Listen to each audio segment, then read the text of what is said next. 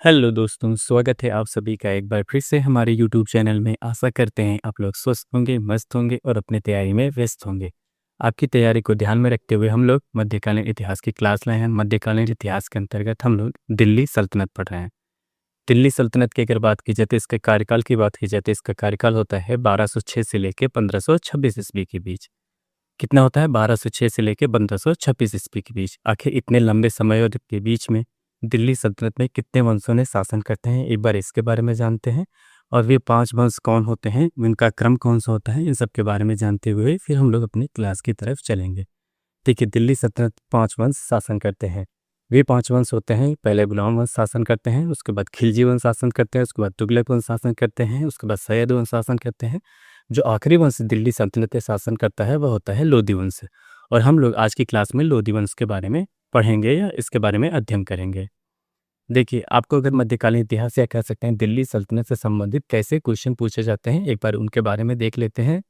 कि जैसे आपसे अगर नॉर्मली क्वेश्चन या कह सकते हैं साधारण तौर पे या जो जनरल क्वेश्चन आते हैं, दिल्ली सल्तनत पे कितने वंश शासन करते हैं, दिल्ली सल्तनत पे सबसे अधिक शासन करने वाला कौन सा वंश होता है, सबसे कम शासन करने वाला कौन सा वंश होता है, इसी के साथ साथ उनका क्रम पूछ सकता है। इस प्रकार के ये सामान्य क्वेश्चन आपसे पूछे जाते हैं। लेकिन अगर आपसे एग्जाम में कभी घुमा के क्वेश्चन पूछ ले तो कैसे पूछे जा सकते हैं, एक बार उनके बारे में देख लेते हैं। आपसे अगर कथन और कारण के रूप में दे दिया जाता है तो जैसे गुलाम काल के प्रारंभ से लेके मुगल काल के प्रारंभ के बीच के समय को क्या दिल्ली सल्तनत का कार्यकाल कहा जाता है। और दूसरी तरह से पूछा जा सकता है, क्या कुतुबुद्दीन ऐबक के शासनकाल से लेके इब्राहिम लोदी के शासनकाल के अंत के समय तक के बीच के समय को आप दिल्ली सल्तनत काल कह सकते हैं। यह कह सकते हैं कि कुतुबुद्दीन ऐबक के शासनकाल से लेके पानीपत का जब प्रथम युद्ध होता है, इनके बीच के समय को दिल्ली सल्तनत का कार्यकाल कहा जाता है या नहीं कहा जाता है। ऐसे तमाम प्रकार से क्वेश्चन आते हैं। अगर आपका मध्यकालीन इतिहास या दिल्ली सल्तनत से संबंधित आपके पास कोई भी क्वेश्चन सेट होगा या कोई भी प्रीवियस क्वेश्चन पेपर होगा, एक बार उस क्वेश्चन को सॉल्व करिए। देखिए आपको जो पढ़ाया जा रहा है उससे आप सॉल्व कर पा रहे हैं या नहीं कर पा रहे हैं। उसके बाद फिर आप अपने अध्ययन को करते निरंतर जारी रखिएगा। हम लोग देखें, अभी तक हम लोग 4 वंशों के बारे में पढ़ चुके हैं। दिल्ली सल्तनत पे जो शासन करते हैं उनमें से 4 वंशों के बारे में पढ़ चुके हैं। उन्होंने अपने साम्राज्य के विस्तार में या अपने प्रजा के हित में कौन-कौन सी योजनाएँ लाते हैं, दिल्ली को विस्तार में क्या-क्या कार्य करते हैं, इन सब के बारे में हम लोग अध्ययन कर चुके हैं। ये अध्ययन जो भी आपके परीक्षा के दृष्टिकोण से महत्वपूर्ण बिंदु था, वो आपको लिखा दिया गया है। आप उसको अध्ययन करते रहिएगा और अपने जो भी क्वेश्चन हो उसको सॉल्व करते रहिएगा। इस प्रकार हम लोग जो पहला वंश पढ़े थे गुलाम वंश, उसके बाद खिलजी वंश, इसके बाद तुगलक वंश, सैयद वंश के बारे में अध्ययन कर चुके हैं। आज हम लोग लोधी वंश के बारे में अध्ययन करेंगे, जो दिल्ली सल्तनत पे सबसे अंतिम वंश होता है। एक बार आज की क्लास में हम लोग लोधी वंश के या लोधी वंश की स्थापना से पहले लोधी वंश का क्या इतिहास था, इनके बारे में आज की क्लास में हम लोग देखेंगे कि आखिर दिल्ली सल्तनत पे लोधी वंश ने कैसे अपने स्थापत्य या कह सकते हैं कि दिल्ली की बागडोर को अपने हाथों में लेते हैं, इनके बारे में देखेंगे। चलिए, दिल्ली सल्तनत पे यहाँ लिख दिया जा रहा है दिल्ली सल्तनत का सबसे अंतिम वंश। पहला पॉइंट क्या हो गया? दिल्ली सल्तनत का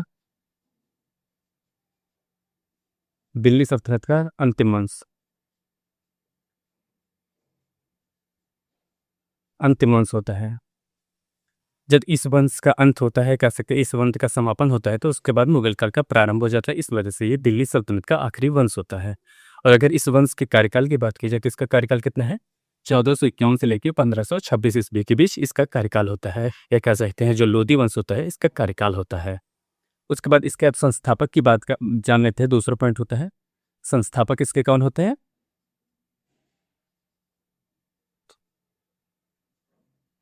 जो लोधी वंश होता है, लोधी वंश के संस्थापक कौन होते हैं? लोधी वंश के संस्थापक होते हैं बहलोल लोधी।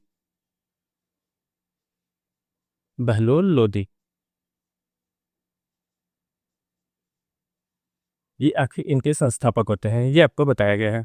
कौन होते हैं? लोधी वंश का संस्थापक बहलोल लोधी होते हैं। अब इनके बारे में जान लेते हैं कि आखिर ये कहाँ के थे, निवासी थे, इन्होंने कैसे दिल्ली पर लोधी वंश की स्थापना करते हैं। ये देखा जाए तो जो लोधी वंश होता है, लोधी वंश देखा जाए तो अफगान से संबंध था, या कह सकते हैं अफगान लोगों से इनका संबंध था।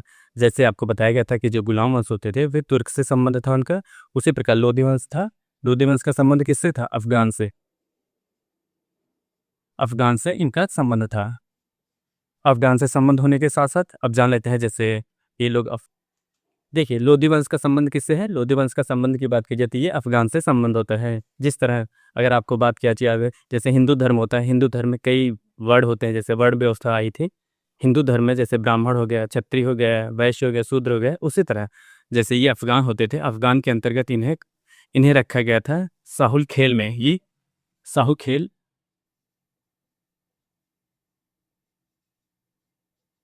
एक महत्वपूर्ण ये होता था, महत्वपूर्ण वंश होता था कह सकते हैं जो अफ़गान होते हैं, अफ़गान वंश के अंतर्गत ये कि साहुल खेल जो वंश होता था या कह सकते हैं उसका जो एक विभिन्न अंग होता था, ये काफ़ी महत्वपूर्ण होता था, या कह सकते हैं काफ़ी विख्यात वंश था साहुल खेल, ये अफ़गान थे। इसके बाद इनका संबंध जो लोदी वंश था, इनका संबंध इनसे इस वंश से था। जैसे हिंदू धर्म थे, हिंदू धर्म 4 भागों में विभाजित हुआ। पहले ब्राह्मण, क्षत्रिय, वैश्य, शूद्र होते हैं। उसके बाद जैसे मुस्लिम समुदाय में शिया और सुन्नी होते हैं, उसी प्रकार अफ़गान जो होते थे, अफ़गानों में जो होते थे साहुल खेल होता था, एक वंश होता था। इस वंश से संबंध लोदी वंश का था। आखिर ये लोदी वंश भारत में कैसे इनका प्रवेश होता है, इसके बारे में जान लेते हैं। ये लोदी वंश देखा जाए तो वर्तमान समय में जो पाकिस्तान और अफ़गानिस्तान क्षेत्र है, उस क्षेत्रों में ये निवास करते थे। ये देखा जाए तो ये होता था लग़मान, एक क्षेत्र होता था जहाँ लग़मान होता था। लग़मान लग़मान एवं मुल्तान क्षेत्र में ये निवास करते थे। कहाँ पे निवास करते थे? लग़मान एवं मुल्तान क्षेत्र में ये निवास करते थे। जो लोदी वंश था, ये लोदी वंश अफ़गान और मुल्तान क्षेत्रों में निवास करते थे। निवास करने के पश्चात इनमें जो शासक कह सकते हैं, जो इसके संस्थापक होते हैं या लोदी वंश के संस्थापक होते हैं, बहलोल लोदी, ये देखा जाए तो सैन्य गुणों से निपुण थे, या कह सकते हैं एक योग्य या कुशल सैनिक होने के नाते जो सैयद वंश था, सैयद वंश के जो तीसरे शासक थे, जो तीसरे शासक थे, देखिए सैयद वंश के तीसरे शासक तीसरे जो शासक थे मोहम्मद शाह मोहम्मद शाह के शासनकाल में मोहम्मद शाह के शासनकाल में जो बहलोल लोदी होते हैं, बहलोल लोदी जो होते हैं, ये अमीर पद पे नियुक्त हो जाते हैं। क्या होते हैं? अमीर पद पे नियुक्त होते हैं।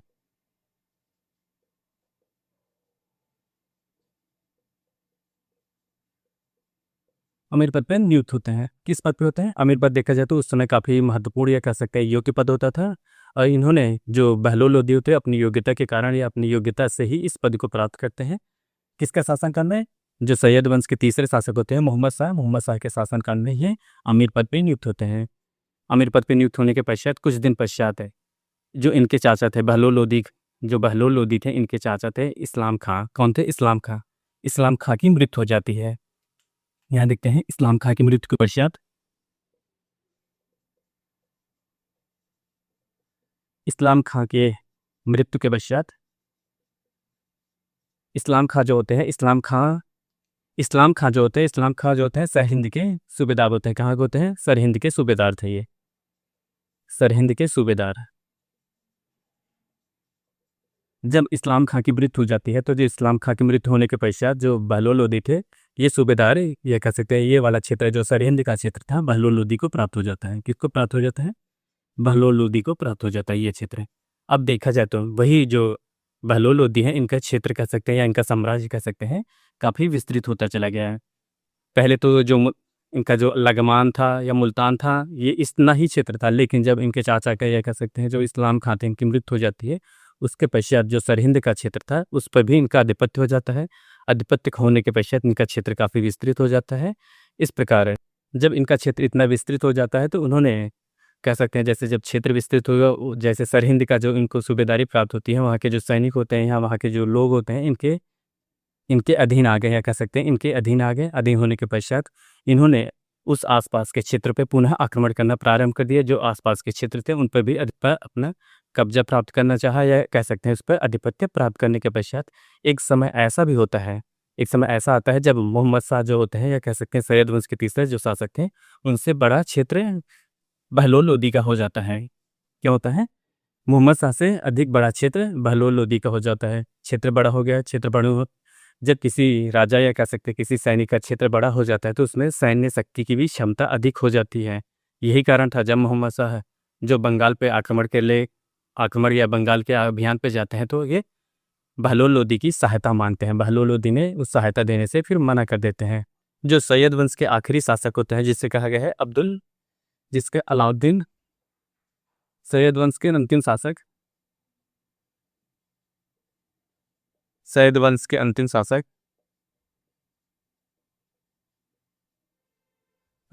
कौन थे? अंतिम शासक थे अलाउद्दीन आलम शाह। अलाउद्दीन आलम शाह।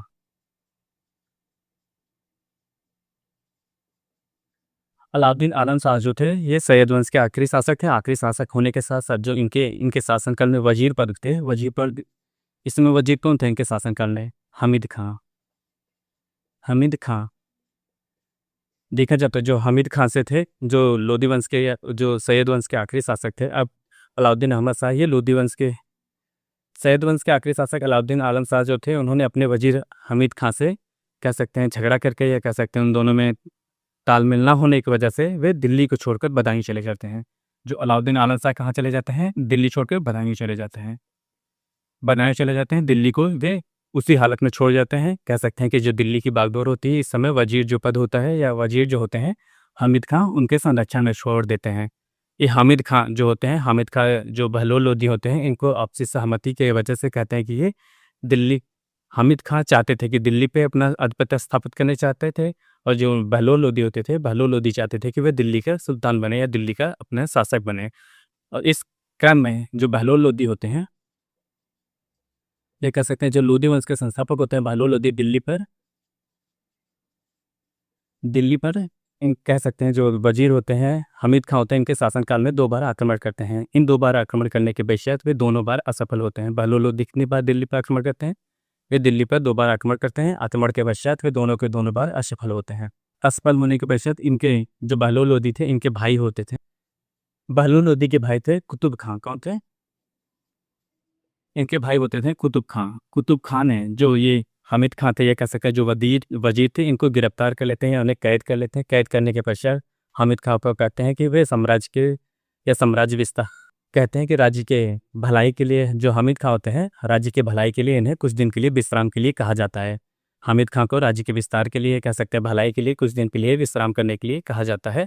और अंत में देखा जाए तो जो हामिद खां होता है, हामिद खां को बंदी बना लिया जाता है। बंदी बनाने के पश्चात उन्हें मृत्युदंड की सजा हो जाती है, इन्हें मार दिया जाता है। इस प्रकार देखा जाए तो इनकी मृत्यु होने के पश्चात जो होते हैं अलाउद्दीन आलम शाह को दिल्ली बुलाया जाता है, लेकिन अलाउद्दीन आलम शाह दिल्ली आने से इनकार कर देते हैं। जब अलाउद्दीन आलम शाह दिल्ली आने से इनकार कर देते हैं तो उसके बाद जो बहलोल लोदी थे इनका देखा जाए तो बहलोल लोदी जो होते हैं उस समय अपने सैन्य शक्ति की वजह से और अन्य अपनी योग्यताओं की वजह से वे दिल्ली को बागडोर को अपने हाथों में लेते हैं, कह सकते हैं दिल्ली का अगला सुल्तान बनते हैं। इस प्रकार उन्होंने दिल्ली पे, जो बहलोल लोदी होते हैं, दिल्ली पे एक नए वंश की स्थापना करते हैं। वह वंश होता है लोदी वंश। बहलोल लोदी दिल्ली पर एक नए वंश की स्थापना करते हैं। इस प्रकार दिल्ली पर एक नए वंश की स्थापना करते हैं। वह होता है लोदी वंश, जो दिल्ली सल्तनत का सबसे आखिरी वंश होता है। और अब बात की जाती है इनके राज्याभिषेक की। इन्होंने राज्याभिषेक कब करते हैं? राज्याभिषेक की बात की जाए तो ये इनका राज्याभिषेक होता है 19 अप्रैल। कब होता है? 19 अप्रैल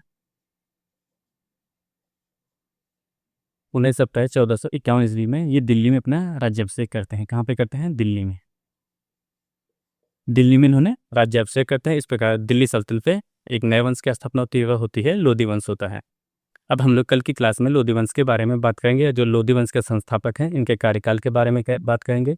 इन्होंने अपने प्रजा के हित में क्या क्या कार्य किया, इन सब के बारे में देखेंगे। और साथ ही साथ इन्होंने दिल्ली या कह सकते हैं दिल्ली साम्राज्य के विस्तार में क्या क्या योगदान देते हैं, इन सब के बारे में हम लोग कल की क्लास में बात करेंगे।